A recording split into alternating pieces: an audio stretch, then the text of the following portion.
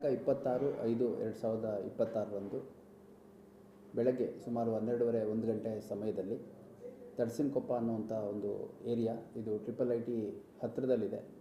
ನಮ್ಮ ಧಾರವಾಡ ನಗರದ ವಿದ್ಯಾಗಿರಿ ಪೊಲೀಸ್ ಠಾಣಾ ಸರಹದ್ದಿನಲ್ಲಿ ಇರುವಂಥ ಒಂದು ಸ್ಥಳ. ಅಲ್ಲಿ ಒಂದು ಭೂಮಿ ರಿಲೇಟೆಡು ವಿವಾದ ಉಂಟಾಗಿ, ಗೊಂದಲ ಉಂಟಾಗಿ ಅಲ್ಲಿ ಸಂಘರ್ಷ ಆಗಿರುವಂಥ ಘಟನೆ ನಡೆದಿದೆ. ಅದರಲ್ಲಿ ನಾವು ಲ್ಯಾಂಡ್ ಖರೀದಿ ಮಾಡಿದ್ದೀವಿ ಮತ್ತು ನಾವು ಇದನ್ನು ಡೆವಲಪ್ ಮಾಡ್ತೀವಿ ಅಂತ ಹೇಳಿಕೊಂಡು ಆ ಲ್ಯಾಂಡ್ಗೆ ಹೋದಂಥ ಸಂದರ್ಭದಲ್ಲಿ ಯಾರು ಆ ಲ್ಯಾಂಡ್ನ ಒಂದು ಪೊಸೆಷನಲ್ಲಿದ್ದರು ಅವರು ರೆಸಿಸ್ಟ್ ಮಾಡಿದ್ದಾರೆ ಮತ್ತು ಅವರ ಕುಟುಂಬ ಸದಸ್ಯರು ಮತ್ತು ಅವರ ಕೆಲ ಸಂಬಂಧಿಕರನ್ನು ಅಲ್ಲಿ ಕರೆಸಿ ಮಾತುಕತೆ ನಡೆಸುವಂಥ ಸಂದರ್ಭದಲ್ಲಿ ಏಕಾಏಕಿ ಅಲ್ಲಿ ಹೋದಂಥ ವ್ಯಕ್ತಿಗಳು ತಮ್ಮಲ್ಲಿ ಇದ್ದಂತಹ ಒಂದು ಫೈರ್ ಆರ್ಮ್, ಒಂದು ಪಿಸ್ಟೋಲ್ ಮತ್ತು ಒಂದು ರಿವಾಲ್ವರ್ ಉಪಯೋಗಿಸಿ ಅದರಲ್ಲಿ ಫೈರ್ ಮಾಡಿರುವಂಥದ್ದು ಒಂದು ಘಟನೆ ನಡೆದಿದೆ.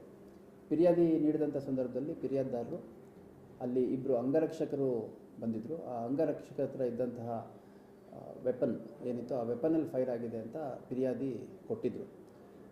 ನಾವು ಪ್ರಕರಣ ದಾಖಲು ಮಾಡ್ಕೊಂಡ ನಂತರ ಅಲ್ಲಿ ನಾವು ಪರಿಶೀಲನೆ ಮಾಡಿದಂಥ ಸಂದರ್ಭದಲ್ಲಿ ವಿಠಲ್ ಅನ್ನೋವಂಥ ಒಬ್ಬ ಅಲ್ಲೇ ಆ ಕುಟುಂಬಕ್ಕೆ ಸೇರಿದಂಥ ಒಬ್ಬ ಹುಡುಗನ ಕಾಲಿಗೆ ಗುಂಡು ಬಿದ್ದು ಗಾಯಗಳಾಗಿರುವಂಥದ್ದು ಮತ್ತು ಪೆಟ್ಟು ಬಿದ್ದಿರುವಂಥದ್ದು ಮತ್ತು ಫೈರ್ ಇಂಜುರಿ ಅಂದರೆ ಬುಲೆಟಿಂದ ಆಗಿರುವಂಥ ಒಂದು ಗಂಭೀರ ಗಾಯ ಅವನಿಗೆ ಆಗಿರುವಂಥದ್ದು ತಿಳಿದು ಬಂದ ಹಿನ್ನೆಲೆಯಲ್ಲಿ ನಾವೊಂದು ಕೊಲೆ ಪ್ರಯತ್ನದ ಪ್ರಕರಣ ಮತ್ತು ಶಸ್ತ್ರಾಸ್ತ್ರ ಕಾಯ್ದೆ ಅಂದರೆ ಆರ್ಮ್ಸ್ ಆ್ಯಕ್ಟಲ್ಲಿ ಒಂದು ಪ್ರಕರಣ ದಾಖಲು ಮಾಡ್ಕೋತೀವಿ.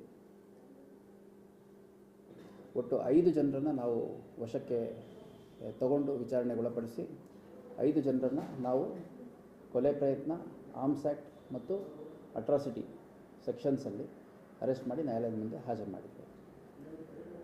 ಈ ಒಂದು ಘಟನೆ ನಡೆದಂಥ ಸಂದರ್ಭದಲ್ಲಿ ನಮಗೆ ಫಿರ್ಯಾದಲ್ಲಿ